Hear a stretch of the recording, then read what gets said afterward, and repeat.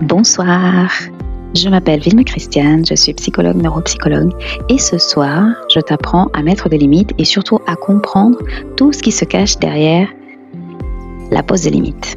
Il faut savoir que mettre des limites, c'est filtrer ce qu'on souhaite recevoir, d'accord? C'est pas une punition, c'est pas une vengeance, et quand on met des limites, vraiment que ce soit en amitié, au travail ou dans une relation, on est en train de on n'est pas en train d'être méchant, d'accord? On est plutôt en train de donner des informations au monde de comment on souhaite être traité, d'accord? Donc c'est hyper important que le monde sache qu'est-ce qui vous fait du bien, qu'est-ce qui vous fait du mal, d'accord? Parfois, on est amené à supporter et à minimiser ce qu'on ressent. La personne vous fait une remarque désobligeante et bon, vous dites rien, mais à l'intérieur de vous, il y a eu quelque chose. Parfois, c'est le ton de la personne. Quand la personne vous dit quelque chose qui vous déplaît et que vous dites rien, voilà, et donc ça peut se réitérer. Et on le voit souvent aussi dans ce qui est partagé dans la société, c'est la femme, elle doit toujours s'adapter. D'accord? C'est la femme qui attend le soldat des années, elle doit rester fidèle. Il y a aussi beaucoup de films autour de la femme qui est trompée, qui est trahie. Là, on est en train de sortir, notre société est en train de sortir du carcan de la femme qui souffre.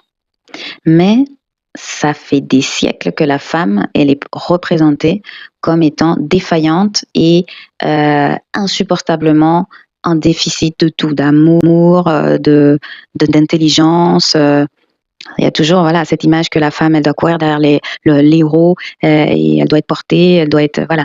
Il y a tout un engouement qui a été créé qui fait que la plupart des femmes aujourd'hui, elles intègrent ce modèle de fragilité et surtout de mendicité. En termes énergétiques, c'est hyper important. La mendicité de l'amour, c'est quelque chose qui touche les deux genres, les femmes et les hommes, même les personnes d'autres orientations sexuelles, hein, bien sûr. Le manque d'amour, c'est le problème de base en fait de ce monde. Mais quand une femme, elle est dans ce besoin d'amour et qui la pousse à ne pas pouvoir mettre des limites ou de s'adapter de manière importante et répétitive, et elle peut s'accommoder dans des relations parce que finalement la relation, c'est comme ça, c'est naturel, d'accord? Il y a des hauts, il y a des bas. Il y a des hauts où on est en famille devant les pop-corn et on s'amuse, on est bien. Et il y a des bas, on nous manque de respect, on nous insulte ou on se moque. Voilà, donc il y a les deux aspects. Et donc l'idée, c'est vraiment d'avoir toujours une balance et de se dire, est-ce que le niveau d'inconfort vaut le niveau de confort? D'accord? Mais s'il y a beaucoup trop d'inconfort, à un moment donné, il faut savoir se choisir. Et d'abord, ça passe par se poser des limites, d'accord? Se poser des limites à soi parce que ce que tu ne veux pas pour toi, tu voudras pas qu'un autre te le fasse, d'accord? Donc, tu essayes toi-même par exemple, tu essayes toi-même de te valoriser devant le miroir. Si ton mari te rabaisse à chaque fois qu'il te voit en culotte, c'est compliqué en fait. À un moment donné, c'est très compliqué. Donc en fait, il faut savoir que du coup, on sort du carcan de la société et on doit maintenant apprendre à être dans sa propre plénitude. Et donc ça, être dans sa propre plénitude, ça demande un travail d'une vie d'être exploratrice de ce que le monde peut vous proposer en termes de bien-être. Donc ça implique que on ait des moments de solitude pour pouvoir faire un cours de yoga, faire un cours de peinture, se mettre au tricot, se mettre au karaoké, parler d'amour, regarder des séries d'amour. Voilà, prendre du temps pour soi, c'est faire des petites choses, des petits actes où la créativité ou l'amour de soi est mis en avant. D'accord? Et donc à ce moment-là, quand on commence à apprécier ces moments-là, on commence à valoriser son temps et à prendre soi-même de la valeur. D'accord? Et quand quelqu'un prend de la valeur, cette personne, elle produit un effet énergétique qui est très intéressant chez les autres, et notamment chez les hommes, ça crée comme un instinct de chasse, d'accord? Il y a quelque chose au niveau de l'approche qui est différente qu'une personne qui est plutôt dans la mendicité, d'accord? Quand on est dans la mendicité, on est incapable de mettre des limites, du coup la personne, elle sait que tu vas t'adapter. Elle sait que si elle arrive à 22h, alors qu'elle avait dit qu'elle venait dîner à 19h, elle sait que tu vas pas trop y penser et tu vas peut-être pas trop en parler. D'accord? Il y aura forcément, en fait, il sait qu'il y avait une limite, mais quelque part, il sait que tu es dans la mendicité, il sent que tu es dans la mendicité, donc il sent à quel point c'est pas dangereux d'arriver à 22h. Et donc, quelques bisous et ça se tasse, d'accord? Donc, pour des exemples, mais il y en a des milliards de situations comme ça. Et ça va dans les deux sexes, hein, c'est dans les deux sens, hein.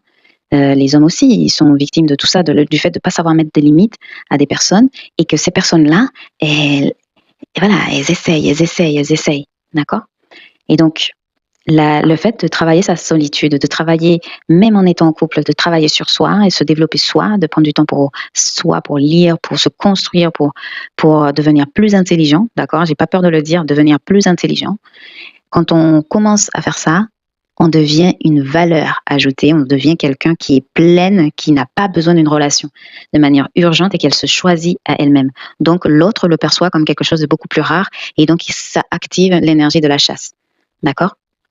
Et donc, les dépendants affectifs, c'est ça, c'est qu'il y a tellement de mendicité, il y a tellement besoin d'amour, qu'il y a une exagération dans le lien, il y a une exagération dans l'émotion aussi, parce que parfois on met la personne sur un piédestal, alors que la personne en réalité, elle n'a pas autant de...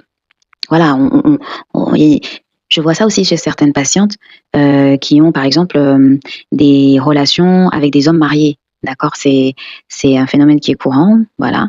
Et je les juge pas du tout. D'ailleurs, ça fait partie des enseignements. Et c'est hyper important ce type de situation dans la vie de quelqu'un. C'est un apprentissage énorme. Et quand on guérit de ça et qu'on va au-delà de ça, on guérit quelque chose et on monte en vibration aussi, d'accord. Donc ces femmes-là, par exemple, elles vont avoir tendance à s'adapter énormément, à repousser leurs limites, d'accord? Et c'est épuisant aussi pour elles. Donc il y a un épuisement, il y a comme une dette, une taxe. Le fait d'attendre quelqu'un, d'espérer, ça crée une sorte de taxe énergétique comme ça, et c'est récurrent, et c'est récurrent, et c'est récurrent, et c'est hyper fatigant en fait, d'accord? Donc ce que je veux que tu comprennes, c'est que mettre des limites finalement, c'est un besoin et c'est totalement ça devient comme une suite cohérente de l'amour de soi, d'accord? Tout ce que tu travailles dans ta solitude va te permettre de remarquer à quel moment tu veux mettre un stop et à quel moment tu veux que la personne, voilà. Et donc ça te fait également valoriser le temps que tu prends pour toi-même, d'accord? C'est hyper important. Du coup, l'autre devient une addition. L'autre devient quelqu'un qui va apporter un petit peu plus, parce que dans tous les cas, s'il apporte pas un petit peu plus que ta propre solitude, il sert à rien en fait. Il sert à rien. Vaut mieux avoir un animal de compagnie en fait. D'accord? Si vous êtes avec des personnes qui vous rabaissent, qui vous diminuent, qui vous font perdre de l'argent, qui vous font perdre des idées, qui vous critiquent, qui vous jugent, qui ne veulent pas se développer, qui ne veulent pas se remettre en question, qui ne veulent pas consulter, qui ne veulent pas vous écouter, qui ne veulent pas vous soutenir, qui ne veulent pas écouter vos pleurs, vous soutenir lors d'un deuil.